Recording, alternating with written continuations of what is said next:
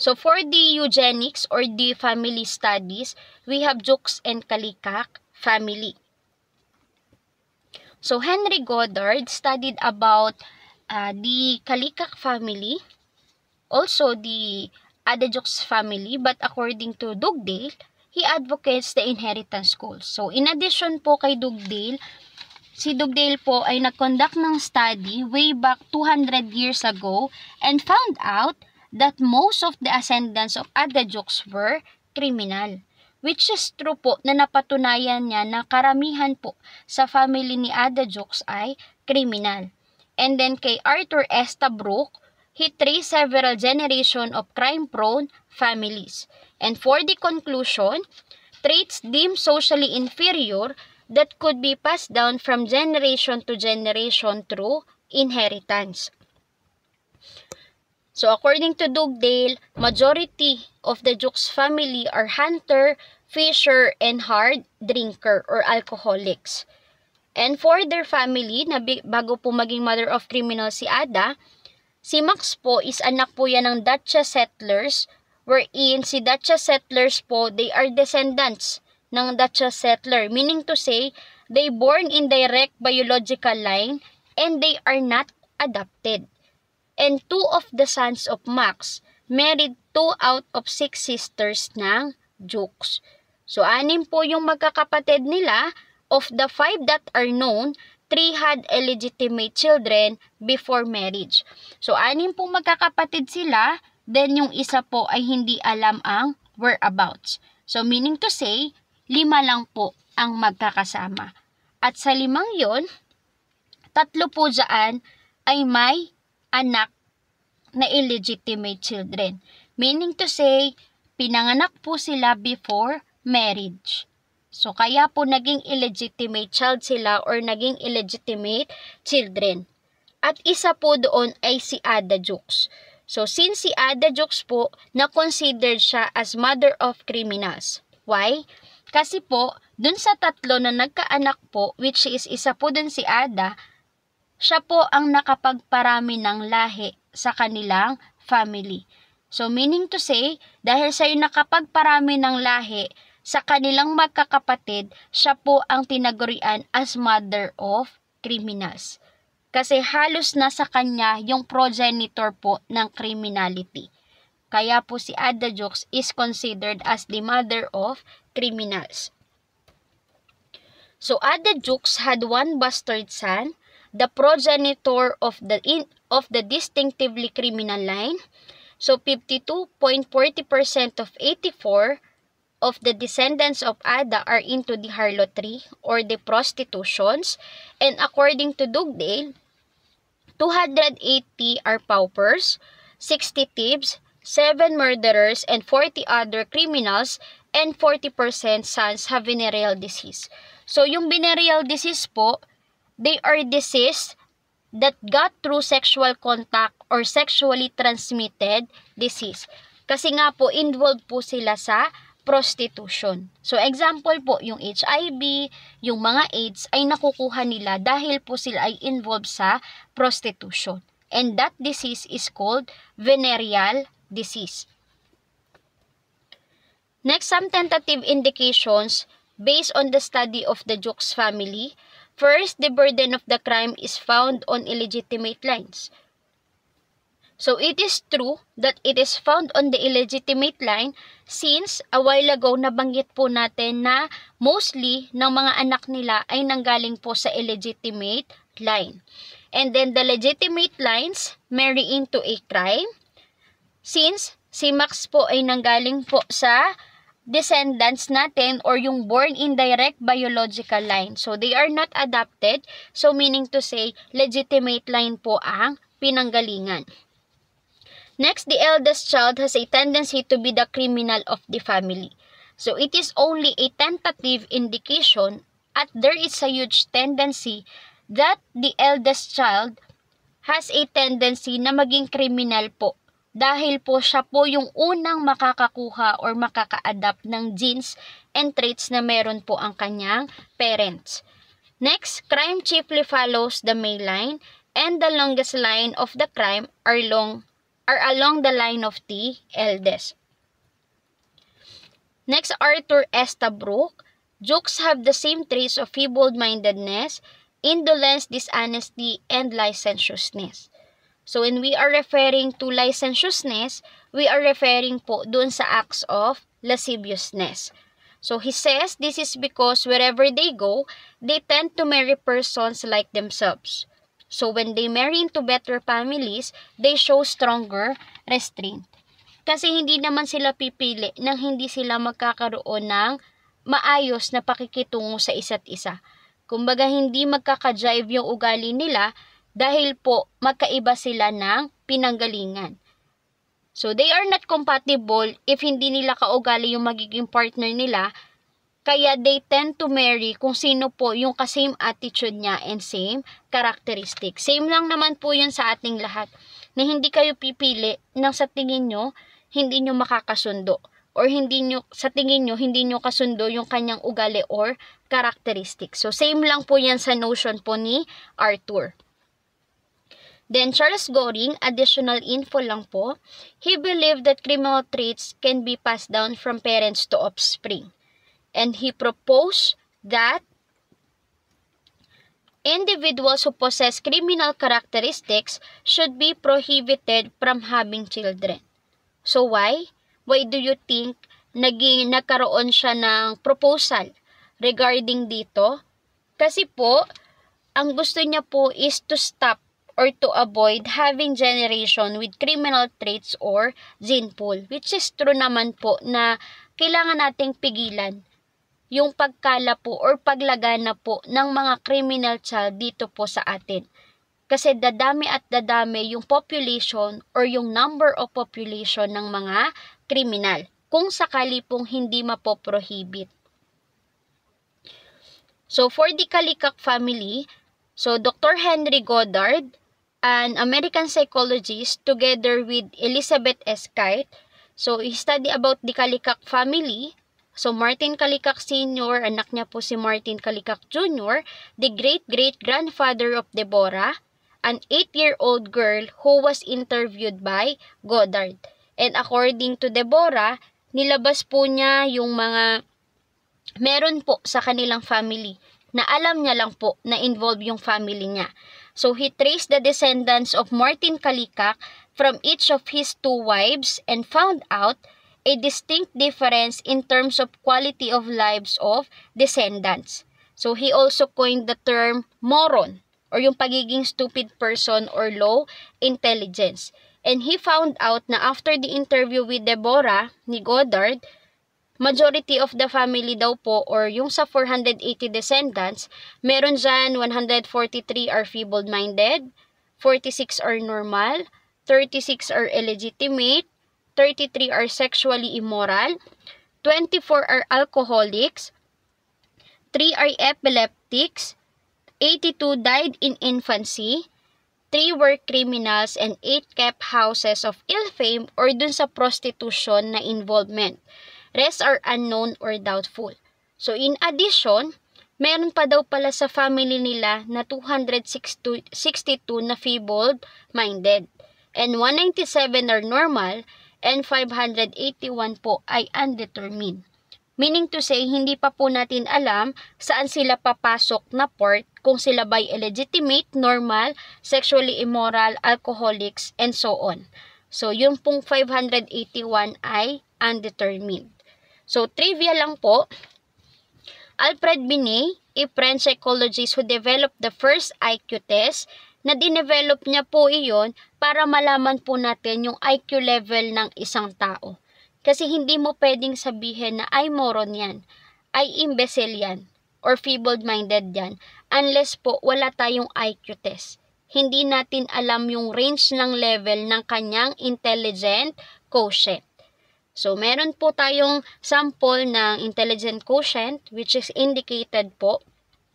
So, it depends upon po sa atin kung saan po tayo belong dyan upon the assessment. So, hindi natin pwedeng sabihin na tayo ay nasa 40 to 54 unless po wala po tayong assessment na ginagawa. So, next po will be the types of body physics po according to Kretschmer or the somatotyping theory. So we have asthenic, lean, slightly built or narrow shoulders, yung medyo payated, medyo petite. Then athletic, medium to tall, strong or muscular, merong core bone. Sila po yung mga physically fit na tao, active, at they exercise po palagi. And then picnic, medium height, rounded figure, massive neck, and broad face. So, asthenic po is prone to manic depression. And then, for the split personality, yung nag-hallucinate, nagkakaroon ng illusion, or in short, schizophrenia, yung mga athletic and picnic. Then, according to Sheldon, same lang naman po yung na-formulate na somatotypes, but the term used is different. Like, for example, the ectomorph. They are tall and thin and less social. So, meaning to say, as we compare to Kretschmer, ang ectomorph po will fall under asthenic. Then, mesomorph will fall under athletic. And then, the endomorph, heavy builds and slow moving. So, sa endomorph po, meron tayong picnic. Kung i-compare po natin yan kay Kretschmer. So, tandaan nyo lang po yung eme. Ectomorph, mesomorph, and endomorph. And then kay Kretschmer, AAP. Asthenic, athletic, and picnic. So, in terms of temperament, endomorphic po ay merong V-serotonic temperament. So, meaning po, they are relaxed and comfortable. And then, mesomorphic po, meron silang rhomotonic temperament. So, they are active, dynamic, walk, talks, and gestures assertively. Meaning po, sila ay physically fit. Sila po ay mga muscular. Kaya po sila ay mga mesomorph.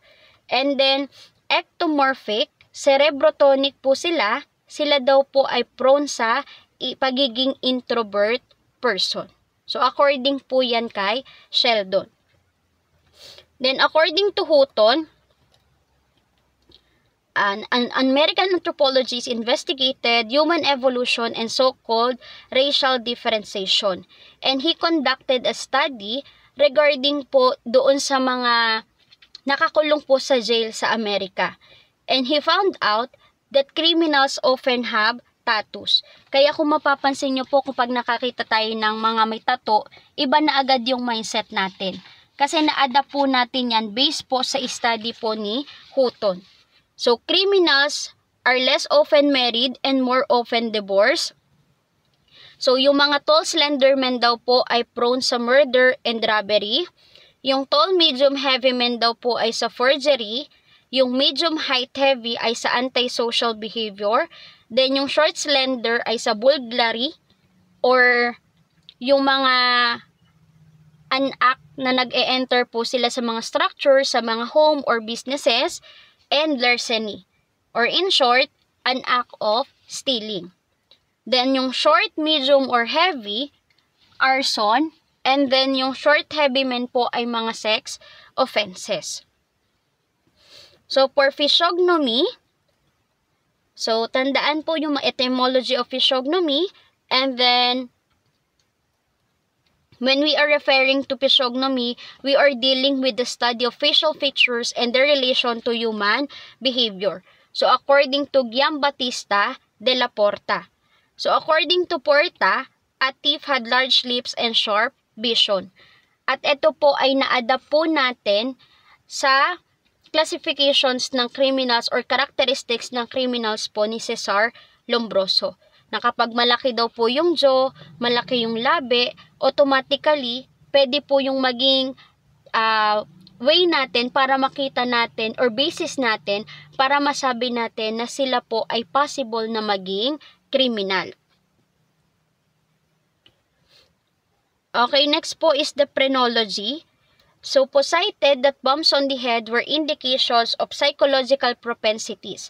So, kaya nga po kapag nagkakabukol tayo, ang epekto po niyan ay sa buong katawan natin. Minsan hindi tayo nakakapag-isip ng tama kasi nadali yung ulo natin or nabagok yung ulo natin. Kaya po, major na kailangan nating ingatan ay yung ating ulo kasi nandyan po yung brain natin. Na kung wala po yung utak natin, hindi po yan magta-transmit ng messages sa katawan natin.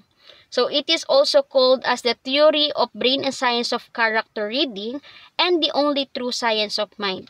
Meaning to say na kaya po siya natawag na only true science of mind dahil po yun sa ang utak natin ay nasa loob ng skull. Kasi alam natin na when we are talking about phrenology, we are talking about the study of skull in relation naman po sa human behavior. Kaya po hindi dapat na maapektuhan yung utak natin kasi once na naapektuhan yan, nadali sa skull natin, halos lahat po ng parts ng katawan natin ay possible na maging affected. And then according to Gall, the basic tenets of Gall systems were brain is the organ of the mind, which is true. The mind composed of multiple distinct innate faculty, and because they are distinct, each faculty must have separate seat or organ in the brain.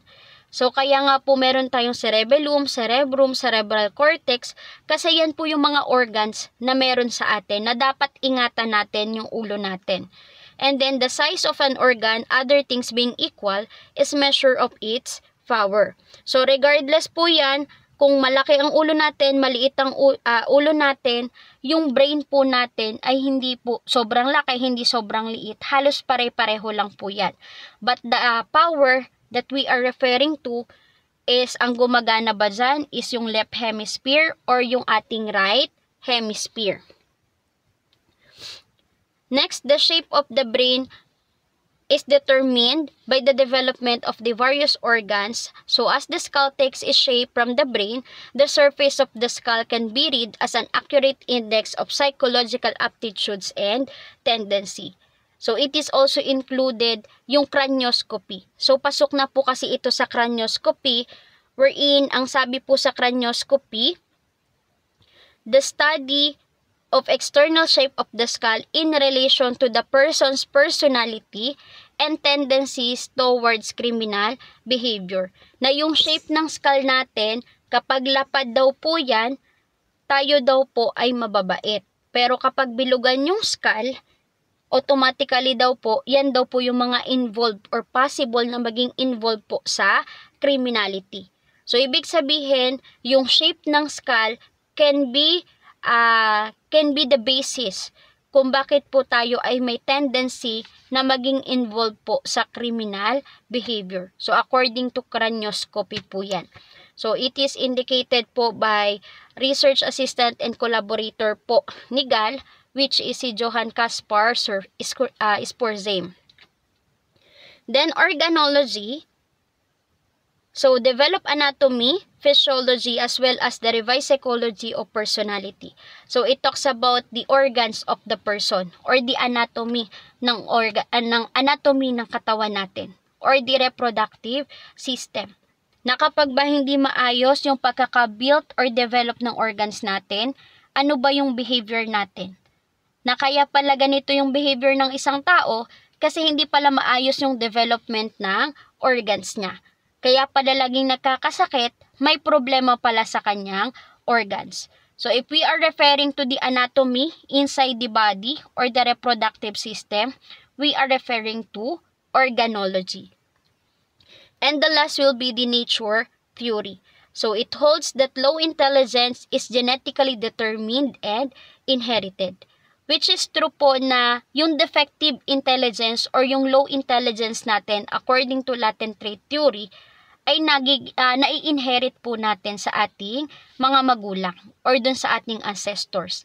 And that is the nature or yung pinagmulan po kung bakit tayo nakakaroon ng low intelligence. Kaya po sa nature theory, naka-emphasize po dyan, it is genetically determined and inherited. Kaya po yung low intelligence, wag nating i-judge yung mga tao na mahina yan sa klase kasi possible na ginajudge din po natin yung kanilang parents. Kasi possible na yung traits na meron sila ay nanggaling po sa kanilang parents.